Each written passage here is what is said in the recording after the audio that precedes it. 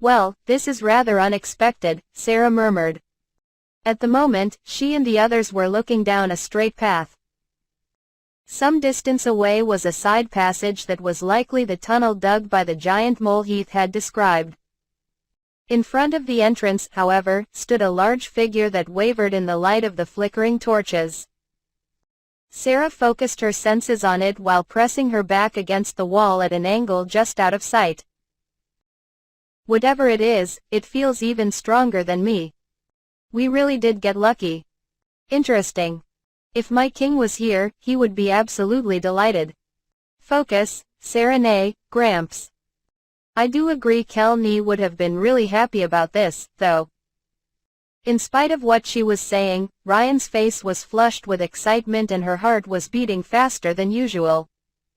Perhaps she had caught a bit of her beloved brother's nature as a battle junkie. At that moment, there was movement. The part of the figure that seemed likely to be its head turned towards where the group was hiding. It's noticed us, Sarah whispered. There isn't much room in the passage. I'll go first. Support me, Gerard proceeded, holding Dreadnought at the ready to protect the two behind him. Hold on, Gramps. Isn't that a human? What? A closer look at the figure did indeed reveal it to be humanoid. As the party member in the lead, Gerard identified their opponent as a large man with muscles that seemed on the verge of bursting out through the tight pink dress he was wearing. His height was about the same as Gerard's, and his blonde hair was done up in fancy ringlet pigtails. Gerard's brain struggled to process what his eyes were seeing. It is a man, I think. Is he cross-dressing? The monster, if it really was that, suddenly adopted a crouch start position. You guys, rumbled a hoarse, manly voice adopting a very feminine manner of speech, this place is dangerous. The mass of muscle abruptly pushed off with perfect form and sprinted forward at top speed. With every step he took, the ground was gouged out beneath his feet and the dungeon shook, causing little showers of dust to fall. The pressure of the incoming charge and the strangeness of what he was seeing caused a cold sweat to break out on Gerard's brow. What's dangerous is your appearance, thought the knight as he braced himself for impact. The muscle monster was nearly on top of him in the blink of an eye. It's likely a human, but what should I do? I can slice it, right? We're under assault here, so it's legitimate self-defense either way. I'll provide support. Alex, into the shadows. After the instantaneous strategy meeting through the network, everyone leapt into action without missing a beat. Sarah and Ryan began chanting spells as Alex dove into Gerard's shadow, ready to spring back out any time. In contrast, the large man dropped lower and lower while maintaining his speed. Several steps before crashing into Gerard's heavy shield, he started spinning. He's unarmed, which means he fights using the combat technique skill, right? Interesting. Gerard immediately activated Mind's Eye in expectation of a kick that would utilize the added force of the spinning. He was ready to see through the attack, no matter what form it might take, and parry it. His intention was to get a shield bash in.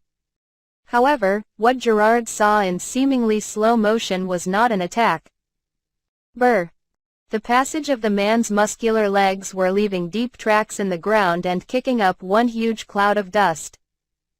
Without ever shifting into an actual attack, he came to a stop just before reaching Gerard, buried in the ground up to his knees. He used his own legs as brakes to stop just in time? Thought Ryan, trying to figure out what she had just witnessed. The man slowly stood up, his feet still buried in the earth. Alex poked his head out of the shadows, ready to lunge forward in attack. Under the bewildered gazes of everyone present, the man's thick lips slowly parted. My goodness, I told you guys that it's dangerous here, didn't I?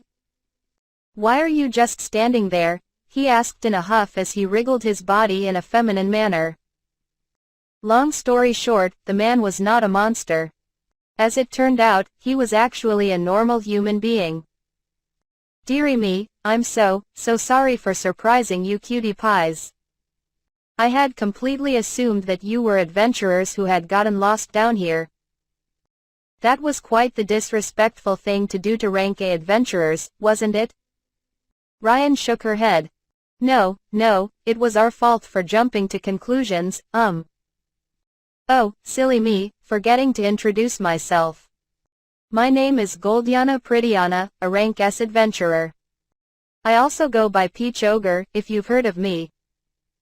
Feel free to call me Prettia-chan, Goldiana replied, adopting a pose commonly taken by idols in magazines. It's my first time meeting a gay man. What's more, he's a rank S adventurer too. Is he the one Kel Nee will be fighting? Ryan wondered rather calmly. In contrast, Gerard, who had never heard of someone like this in his life, found himself feeling rather apprehensive. What a distinctive character he is. Does the fact that you have a last name mean you're a noble, Prettia-chan? Ryan asked curiously. Oh my, you don't know? Rank S adventurers are allowed to take on a last name. I actually come from a commoner family. So, what are you doing here, Goldiana? Asked Sarah, completely unfazed. I'm sure even you guys have heard of a new rank S adventurer being born in Parth soon, right? I've heard through the grapevine that this Kelvin Chan is a younger man. I never fail to miss an opportunity to check out wonderful younger guys, nah. Goldiana let out an excited little scream and daintily kicked up a foot behind him. Gerard was nearing his limits, his face actually turning pale. I was on my way to Parth for the ceremony, but would you believe it, my sixth sense picked up on a strange feeling coming from this dungeon. So I came to take a look, and my oh my, what did I find but a whole mob of rank A monsters on the other side of this hole. I couldn't let them out in case they went after the other darlings still down here, so I was just standing guard until the guild took action. You're a nice person, Goldiana. Even so, Kelvin is off limits, alright? Oh my, do you dearies know Kelvin Chan personally? Oh, right, we haven't introduced ourselves, Sarah said before quickly doing just that. The other two followed suit, with Alex remaining hidden in Gerard's shadow from the neck down. My goodness, so Kelvin Chan is Ryan Chan's big brother? Now I'm really getting my hopes up, Goldiana exclaimed as he took a long look at the young girl's face. Clearly, his mental image of Kelvin was now taking on a cute and feminine visage. Ha ha ha ha, Ryan laughed weakly, thinking, of course, we aren't related by blood, so. As I said, Kelvin is off limits. And Sarah Chan is so pretty that even I might get jealous, the muscle man complimented her. Ah, could it be that Kelvin Chan is your boyfriend? He's not.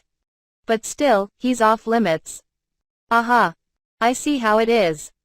If you ever want help in that department, come straight to me, alright, Sarah Chan? I'll be rooting for you, so go for it. Goldiana lightly patted Sarah's shoulder.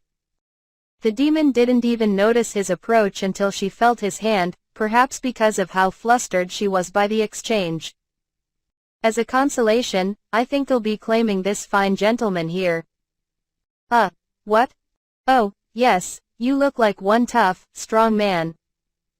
Gerard suddenly found Goldiana's thick, burly arms wrapped around his own shoulders. After some discussion, it was decided that Goldiana would be joining Sarah and the others in exploring the new dungeon. Although it was a place filled with rank A monsters that they had no information at all on. The idea was that the addition of a rank S adventurer would provide them with enough fighting strength to handle whatever they might encounter. When Goldiana had been standing sentry on his own, he'd had no choice but to remain at the tunnel entrance, but things were different now that he had a whole group with him. Someone else could be the lookout if needed, or they could use magic to temporarily block the passageway. Before deciding what to do, the group agreed to quickly scout out the far end of the tunnel. There were no more torches from that point on, so Ryan had to cast Lambent to illuminate the way. Still, what a terrible pity it is, to think the nice gentleman is actually an armor-type monster. Even I have no chance when there's no body or face to see. I'm afraid that's just how it is, yes. Although Gerard's armor was indeed hollow, he could, in fact, materialize a body if he wanted to.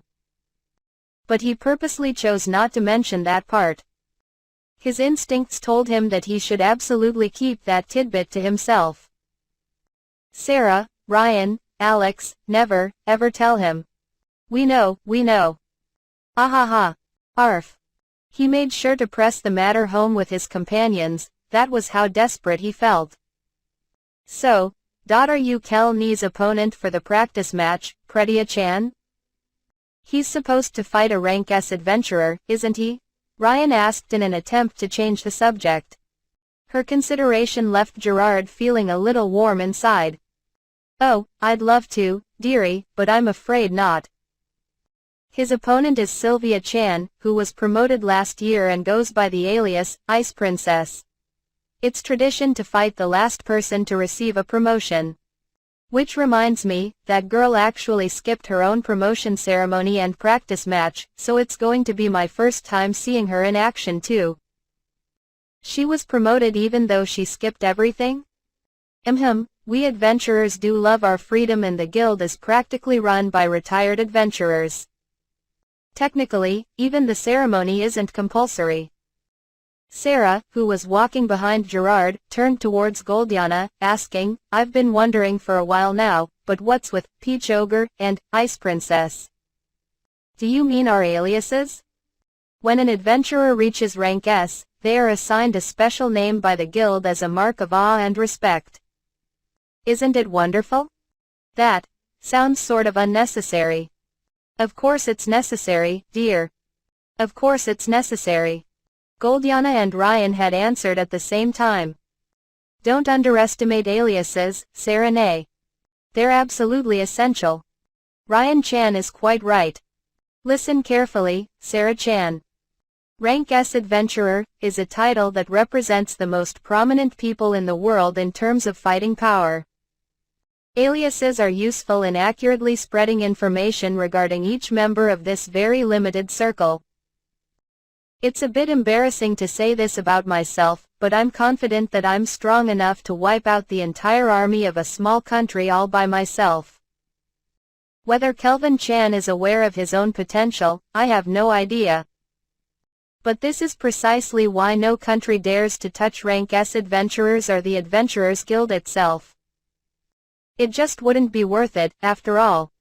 So the most they do is solicit us. Yep. And it's when someone has an alias that you think, oh, I better not mess with that guy. I so want one myself. I see now. I suppose that makes sense. Goldiana's explanation centered around the idea that aliases serve as a stark warning to governments and other institutions. But Ryan's insistence was based merely on the opinion that aliases sounded cool. As a 14-year-old, the age of a middle school second-year student, such nicknames held an immeasurable allure for her. Ah, you sure catch on fast despite being so young, Ryan Chan. But don't worry, when Kelvin Chan is successfully promoted to rank S, the members of his party, if they're strong enough, of course, might receive aliases too.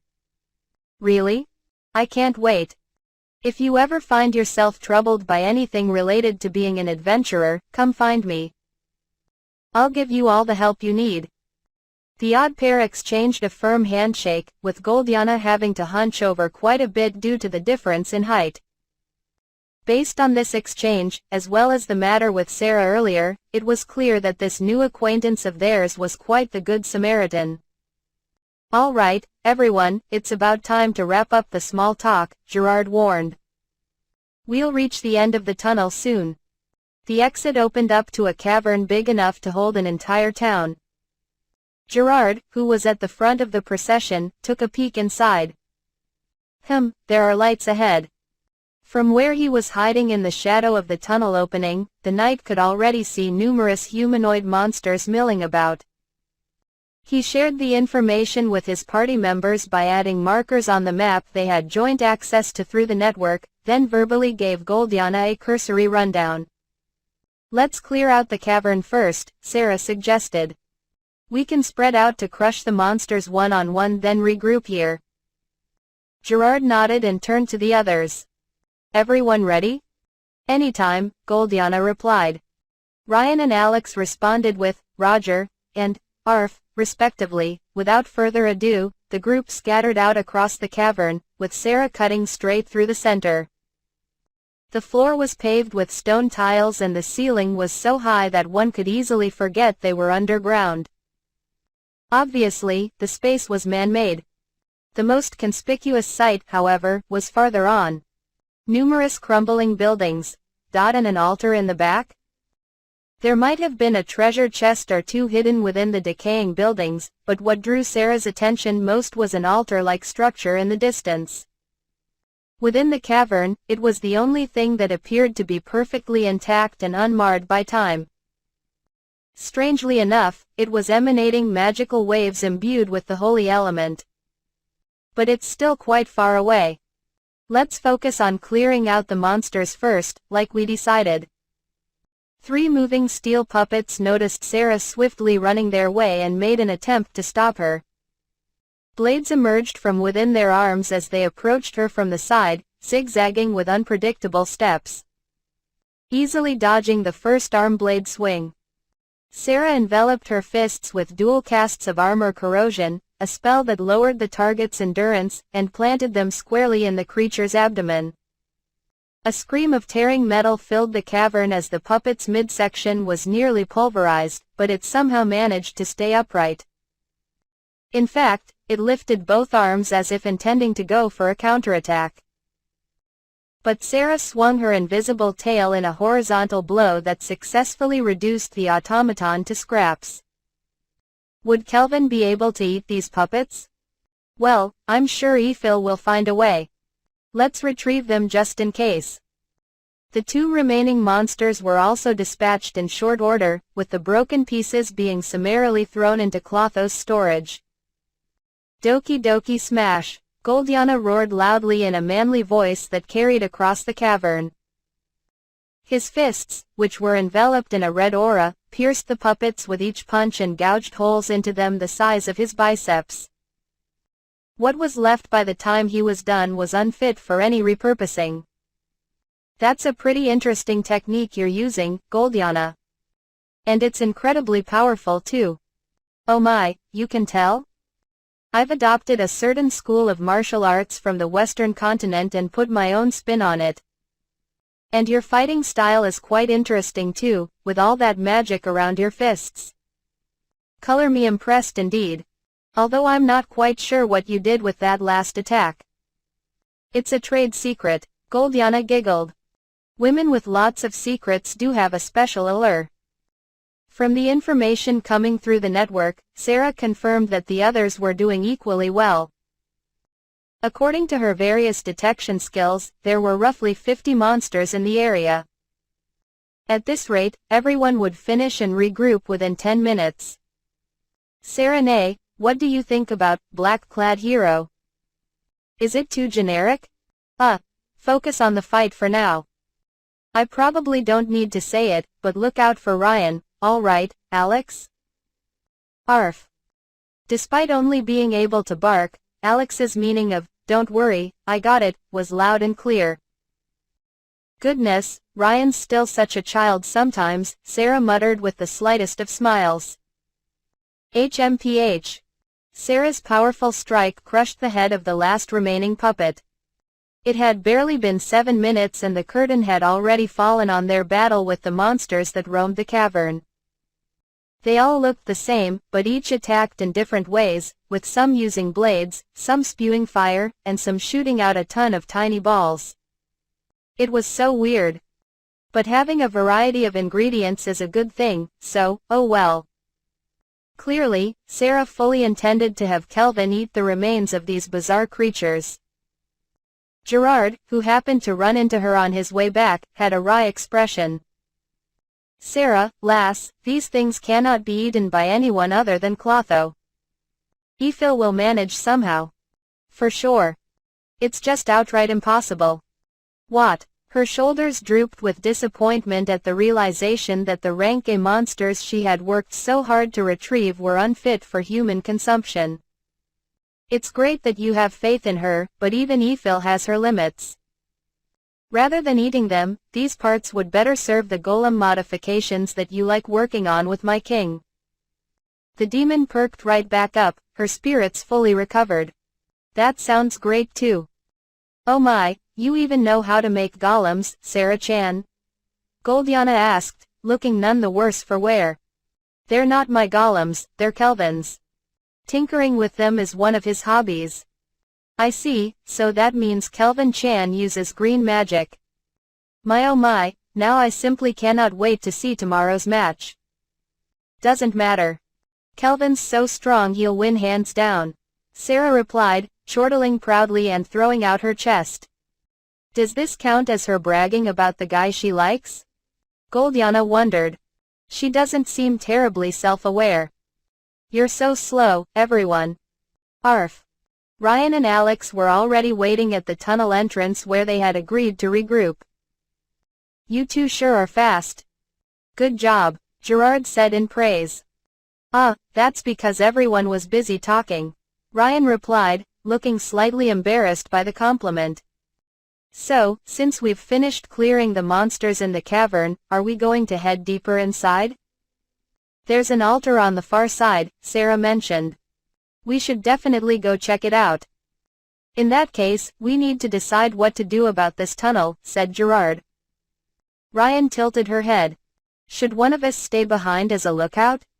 That's a pass for me, Sarah scoffed with a flick of her hand. Can't we just make a wall to cover it up? That would be easy if Kelni were here, but none of us have spells that can do that. To the other's surprise, Goldiana raised his hand. Leave it to me.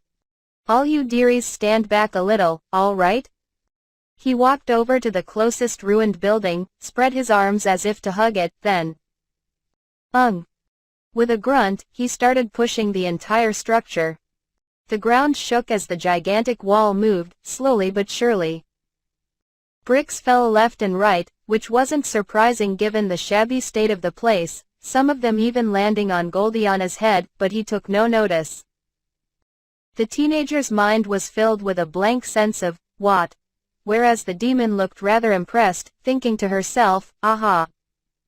An outside-the-box approach. With everyone experiencing widely differing reactions to the sight, the tunnel entrance was soon sealed by the enormous wall. Goldiana nodded in satisfaction. That should earn us enough time. Come on, off to the altar we go. The group made their way past the broken-down buildings scattered all throughout the cavern, heading for the deepest part. At a certain point, the ruins cut off abruptly and were replaced by magnificently ornamented pillars positioned at regular intervals along a central path. Everything about that altar seems shady, Sarah commented. The road here also looks fancier than the paving in the cavern. Is this an active place for worshipping someone or something?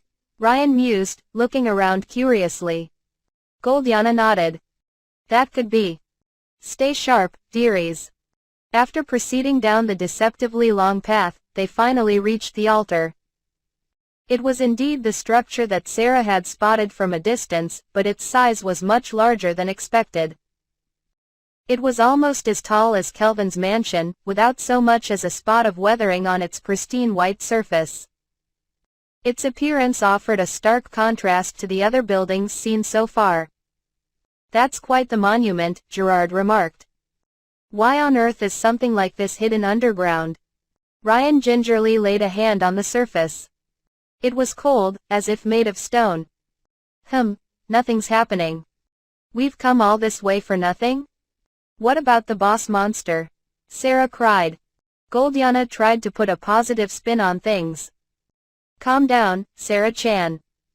The sad truth is, things don't always turn out the way you want when adventuring. We've cleared almost all the rank A monsters here, and that's a good day's work if you ask me. We can also check out the buildings back there for treasure chests if you want something to take home. But we didn't find a single ingredient for Kelvin's meals. Sarah sighed as she leaned back against the altar. Serenay, cheer you, huh? As Ryan tried to console her friend, she sensed something. So did Sarah, as evidenced by her head suddenly jerking up. Serenay, get away from the altar. No need to tell me. Everyone immediately leapt back to a safe distance so that they could ascertain what had happened. The altar. It's glowing. The structure that had been completely unresponsive a moment before was now glowing with a dazzling white light. In almost no time, that light enveloped the entire room, blinding everyone present.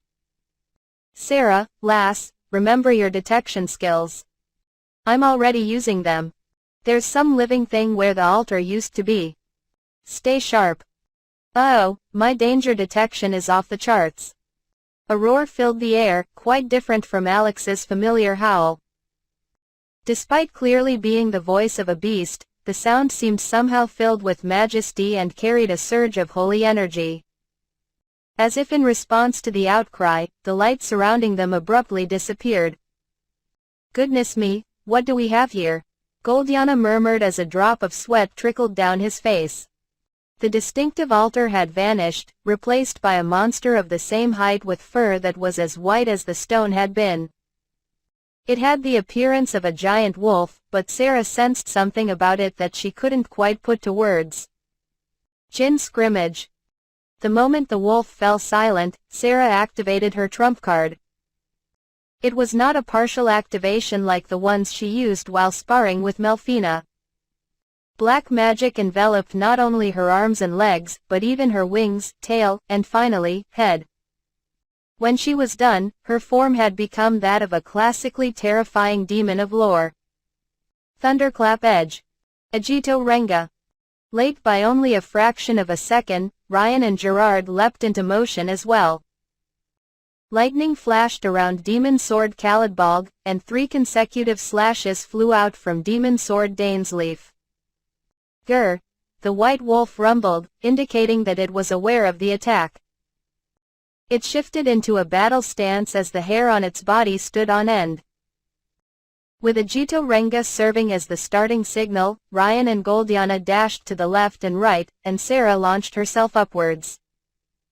At the moment, the wolf's eyes were on Gerard. No, that's not it. The creature's eyes are following Agito. A white paw swooshed through the air as if taking a practice swing. That was all it did, yet that lazy movement generated an incredibly powerful shockwave that completely changed the trajectory of the flying slashes.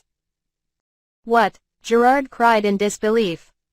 One of the slashes came flying back towards him and the remaining 2 were redirected towards Goldiana, prompting a slightly indignant, "Not cool," from the muscle man.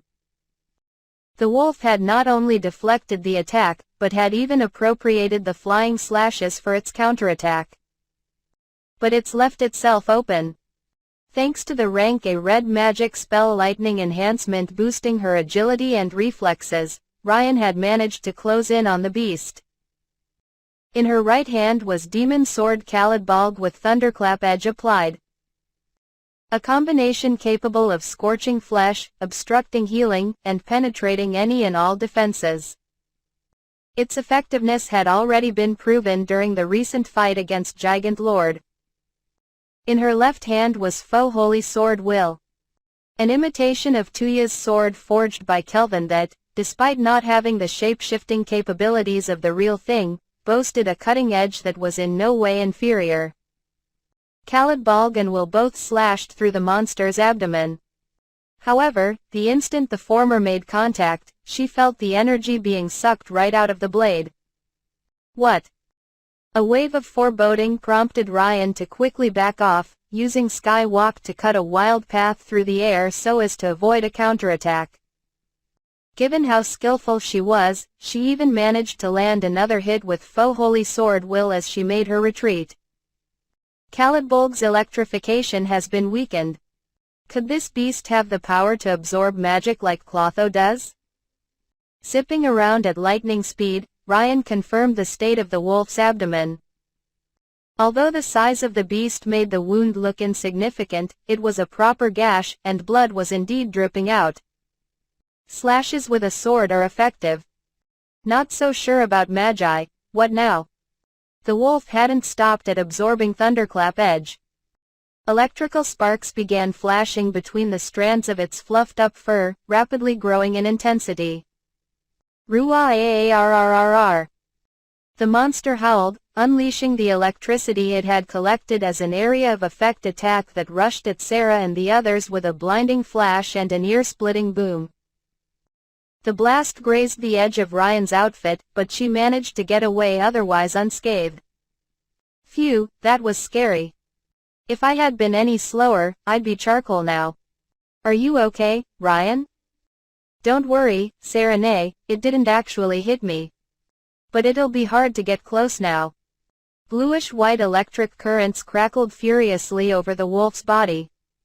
The previous attack made it clear that getting too close would likely be a fatal mistake. Refrain from using lightning-based spells for now. I'll test the waters a bit more first. The pair of gauntlets that Sarah was wearing, Erendite, were capable of transforming whenever she used Jin Scrimmage on her arms. One unique aspect of the gloves was that the more familiar the late Victor, whose carapace had been used to create the equipment, had been with the spell or technique Sarah used, the more powerful the gauntlet's boost would be. At the moment, they perfectly complemented the vicious-looking claws on both of her arms. This white wolf might be even stronger than me, but with Jin Scrimmage applied to my whole body, I should be able to manage. From her position high in the air, Sarah suddenly plunged downwards. The wolf noticed her rapid approach. Gloom Lance.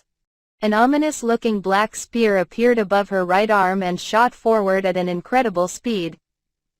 The hero Miyabi had used that same spell when she'd fought Kelvin, but the destructive power and speed of Sarah's cast was on a whole other level. With an eye on the incoming projectiles, the wolf crouched slightly, then abruptly disappeared from view. Sarah, behind you. Ryan's warning came at the same moment Sarah felt her danger detection skill reacting. She whirled around to see the wolf's gaping maw, fangs bared. It had managed to circle around to her back with an unbelievable nimbleness that seemed disproportionate to its gigantic form. I'll use Skywalk too, oh no. Sarah spread her wings and tried to take evasive maneuvers. But she was late by a beat and the wolf's teeth seemed about to make contact. Don't you even think about it. Dainsleif slammed down onto the wolf's head at the exact same moment Goldiana's red fist exploded upwards in a strike that landed squarely on the monster's lower jaw. Due to this combined attack from her fierce companions, the mouth that would have closed on Sarah was forcibly slammed shut before it could reach her. However, the electricity enveloping the beast was still in full force. Both men suffered damage at the moment of impact through their sword and fist, respectively. Owie. But no matter. Dainsleif. Demon Sword Dainsleif began to break down the electric current into magic and absorb it. Although the sword had been in contact with the monster for only a brief moment, the code of crackling electricity was noticeably weaker than before. This was a feat that had been possible only thanks to the incredible toughness of the two men. Ra. Sarah's fist, packed with all the strength she could muster and wreathed in the Quagmire Boots spell, landed directly in the monster's face, sending its huge bulk back towards the ground at an impressive speed. Due also in part to the added strength from Jin Scrimmage, the beast continued to slide for a while longer even after crashing into the floor of the cavern, sending up a huge cloud of dust. Gerard and Goldiana landed on nearby footholds. Both of them had taken damage, but not enough to be concerning. Sorry and thanks, you too. Looks like I was right to stay back and wait for an opening. I'm just glad my sixth sense activated in time. Dearie, you really shouldn't let down your guard like that, alright? And I did feel a bit of feedback just now, but I don't think we actually did much damage. I'll be more careful. But I picked up a clue from that encounter. This thing went to the trouble of dodging my gloom lances. Sarah switched over to the network to continue. Ryan, it should be susceptible to damage from other elements. Use flame spells when providing support. I'm not that good with flames, but, okay. Crackle, crackle, crackle. From within the cloud of dust that had yet to dissipate, bluish-white flashes of electricity were once again visible. Ahaha, looks like it can generate its own electricity. I'd guessed as much. It's way above me in speed, but I hit it with quagmire boots just now. That should slow it down some. When the dust settled, the form of the white wolf was revealed, with blood trickling down its forehead, its previously pristine coat marred with red. It was snarling and in a very foul mood indeed. Crackle. The electricity emanating from its body began to separate. Soon enough, it was surrounded by innumerable tiny balls of electricity floating in the air. Be careful, dearies. It's about to do something new. With sharp whooshes, the wolf's tail began to bat the balls indiscriminately.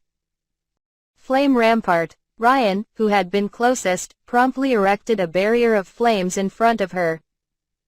As soon as the balls of electricity made contact, they stopped and expanded to swallow the entire wall. Ryan retreated to where Sarah and the others were. So that's what happens when something touches those little orbs. Gerard, stop commentating and help us evade them. Ryan and Sarah used their spells. Gerard generated his flying slashes, and Goldiana picked up nearby stones and threw them, all with the aim of setting off as many of the lightning balls as possible while they were still in the air. Naturally, the white wolf did not sit back to watch. Here it comes, Goldiana warned.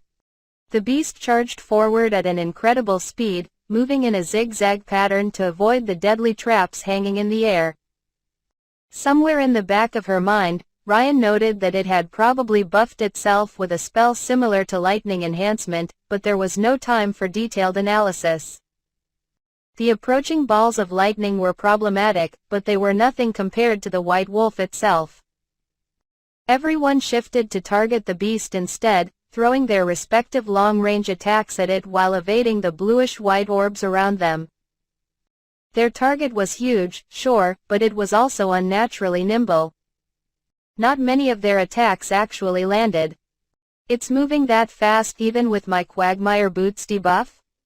I'll stop it, Gerard shouted. I can't very well let such a handsome gentleman take the brunt of everything, now can I? Goldiana cried, also stepping forward. The two men intercepted the approaching fangs together.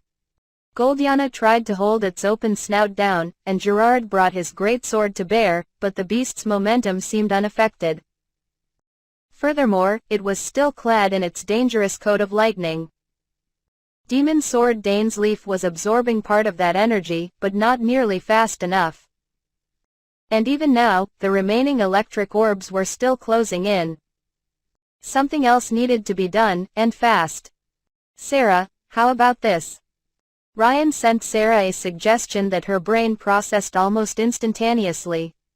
Sounds good. As Sarah took off into the air again, Ryan shouted, lambent, to create a light source even higher up in the sky than her demon companion. What are they doing? Goldiana wondered, being the only one not connected to the network.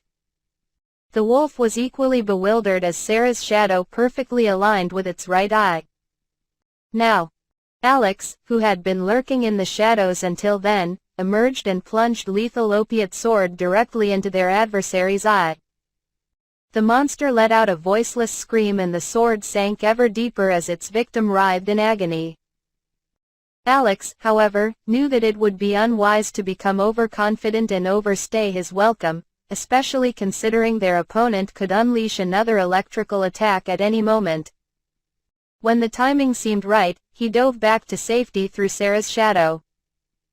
Nice job, Alex. Guys, the white wolf's sense of taste is gone. That was a great idea, Ryan. And robbing it of half of its vision, now that's what I'm talking about. Well done, Alex. Arf.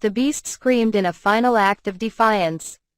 Perhaps it possessed a detection skill, as it managed to brandish its remaining foreleg with deadly sharp claws at Sarah, still determined to tear her to shreds.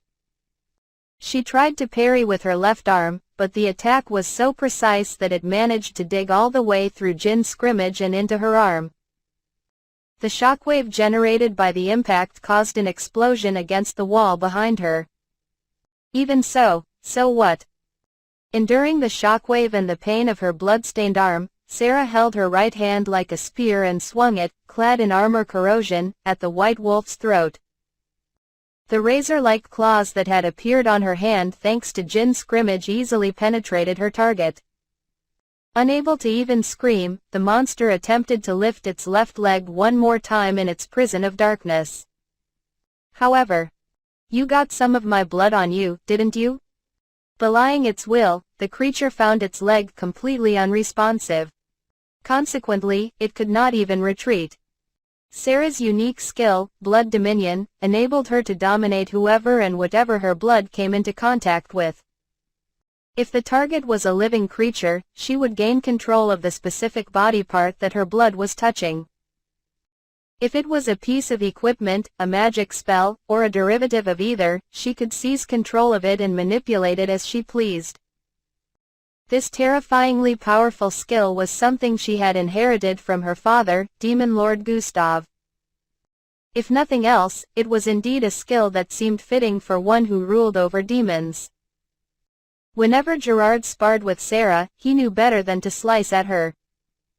Instead, he would patiently stick to hitting her with the flat of his blade, hard enough to send her flying, so as to avoid falling victim to Blood Dominion. This adversary, however, had no way of knowing any of that, and had therefore fallen under her control. During that fight with Melfina, I only used this skill to break down her magic and absorb it, but this shows its real value when the drops of Sarah's blood that were on the wolf's leg drew from the monster's seemingly infinite magic reserves and directed all of that energy to her own palm. The beast remained frozen in place, anchored to the ground by its immobile leg. The only thing it could do was unleash its lightning elemental attacks, and its fur began to crackle again. But it was too late. It actually touches my opponent. Crucifixion. An inverted cross several times larger than the one generated during her fight with Melfina colored the trajectory of Sarah's fist as it crashed onto the crown of the white wolf's head, staining every last inch of its pristine coat blood red.